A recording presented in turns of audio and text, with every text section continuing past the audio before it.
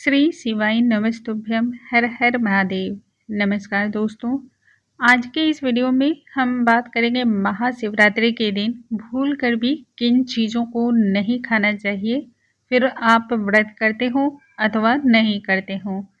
यदि आप व्रत करते हैं तब तो अनिवार्य रूप से आपको इस बात का ध्यान रखना चाहिए, और जो व्रत नहीं धारण कर रहे हों उनके लिए यह और भी विशेष हो जाती है। महाशिवरात्रि के दिन यदि आप यह चीज़ें खाते हैं तो निश्चय ही आपके लिए परेशानी खड़ी होने वाली है। आपको पाप का भागीदार भी बनना पड़ेगा और इससे महादेव जी भी क्रोधित होते हैं। आइए जानते हैं कौन कौन सी चीज़ें हैं जो महाशिवरात्रि के दिन भूल कर भी शिव भक्तों को नहीं खानी चाहिए। नमस्कार दोस्तों, कैसे हैं आप सभी। उम्मीद करती हूँ आप सभी स्वस्थ होंगे, सुरक्षित होंगे और आप सभी के उत्तम भविष्य की कामना करते हुए आज का ये वीडियो स्टार्ट करती हूँ। हिंदू पंचांग के अनुसार महाशिवरात्रि का पावन पर्व 2024 को 8 मार्च को रखा जाएगा। दिन शुक्रवार होगा। इस दिन जितने भी भक्तगण हैं अपने आराध्य देवता अपने भगवान शिव को मनाने के लिए बहुत ही सर्वोत्तम तरीके से पूजा पाठ आराधना करते हैं, जिससे जीवन में सभी प्रकार के सुख की प्राप्ति हो और जाने अनजाने में भी यदि आपसे कोई गलती हो गई हो तो उनका भी संपूर्ण तरीके से नाश हो जाए। महादेव जी की भक्ति करने के लिए महाशिवरात्रि से बढ़कर दूसरा कोई अन्यत्र दिन नहीं हो सकता है। महाशिवरात्रि का कितना अहम दिन माना जाता है, शास्त्रों में इस बात का वर्णन मिलता है। यदि किसी भक्तगण के हाथों से जाने या अनजाने में भी कोई गलती हो जाती है तो भी महाशिवरात्रि के दिन पूजा पाठ करने से या भगवान भोलेनाथ के मंत्रों का स्मरण करने मात्र से ही उन पापों से मुक्ति मिलती है। अब आप इस बात से ही समझ सकते हैं जो पूजा जो आराधना करने से आपको फल की प्राप्ति होती है, वह बिना पूजा पाठ करने से भी गलती से भी आपने यदि महादेव का नाम भी ले लिया तो भी आपको पुण्य फल की प्राप्ति होती है। तब ऐसे में इन चीज़ों को यदि आप ग्रहण कर लेते हैं, खा लेते हैं, तब सोचिए उनका प्रभाव भी कितना ज़्यादा होता है। इसलिए महाशिवरात्रि के दिन अभी मैं जो वस्तुएं बता रही हूँ इन्हें प्रत्येक व्यक्ति को ध्यान रखना है कि ग्रहण नहीं करना है। महाशिवरात्रि के दिन शिव भक्तों को सात्विक भोजन ग्रहण करना है। फिर यदि वह व्रत ना रख पाए तब भी उन्हें इस बात का ध्यान रखना है कि तामसिक भोजन को ग्रहण नहीं करना है। इस दिन फल फूल वगैरह आप खा सकते हैं, शकरकंद खा सकते हैं, दूध दही शक्कर इन चीज़ों का सेवन कर सकते हैं।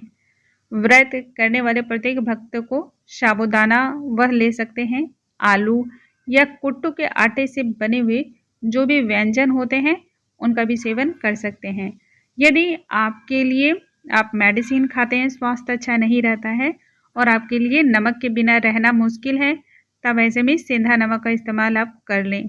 देखिए, भगवान ने एक बात बहुत ही स्पष्ट तौर पे बतला रखा है, शरीर की जितनी सामर्थ्य हो उतना ही कार्य करना चाहिए। यदि आप फल फूल साबूदाना आलू या कुट्टू वगैरह की चीज़ों को खा करके रह सकते हैं तो बिल्कुल इसी प्रकार से आप अपने व्रत को पूर्ण कर लें।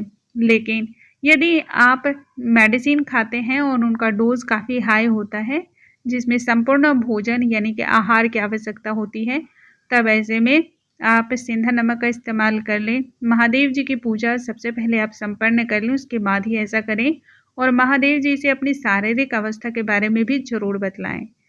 अब इसके बाद एक बात का और भी ध्यान रखना है कि इस दिन किन किन चीज़ों को आपको नहीं खाना है। महाशिवरात्रि के दिन किसी भी प्रकार के दाल चावल या अन्न से बने हुए जो भी पदार्थ होते हैं उनका त्याग करना है। प्याज लहसुन मांस मदिरा इन जैसे जितने भी तामसिक भोजन होते हैं इनका भी त्याग करना है।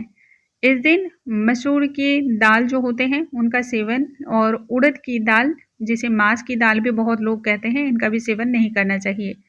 सेम इस दिन बिल्कुल नहीं खाना चाहिए, बहुत ही अशुभ माना जाता है।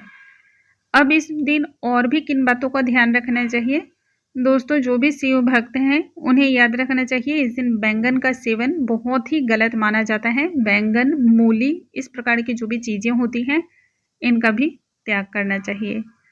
जो भी व्रत करने वाले व्यक्ति हैं उन्हें कुछ विशेष बात का और भी ध्यान रखना चाहिए, ना ही क्रोध करना चाहिए, ना ही अपशब्द का इस्तेमाल करना चाहिए। व्रत करने वाले प्रत्येक व्यक्ति को किसी दूसरे को किसी भी प्रकार से चोट या अनाहत नहीं पहुंचाना चाहिए। ऐसा करने से आपको शुभ फल की प्राप्ति होती है। यदि आपने संपूर्ण नियमों का पालन किया लेकिन फिर भी आपके द्वारा किसी को ठेस पहुंच रही है, चोट पहुंच रही है, यदि कोई दुखी हो रहा है, तब भी आपका व्रत खंडित हो जाता है। व्रत की संपूर्णता के लिए इन सभी बातों का यदि आप ध्यान रखते हैं और फिर भगवान का ध्यान भजन मन से करते हैं, श्रद्धा से करते हैं, तो निश्चय ही आपका व्रत संपूर्ण फल को देता है। उम्मीद करती हूँ आज का ये वीडियो आप सभी को बहुत अधिक पसंद आया होगा। वीडियो पसंद आया हो तो इसे लाइक करना बिल्कुल ना भूलें। अगले वीडियो में नई जानकारी के साथ हम फिर से मिलेंगे। तब तक के लिए नमस्कार दोस्तों। कमेंट बॉक्स में हर हर महादेव लिखना बिल्कुल ना भूलें।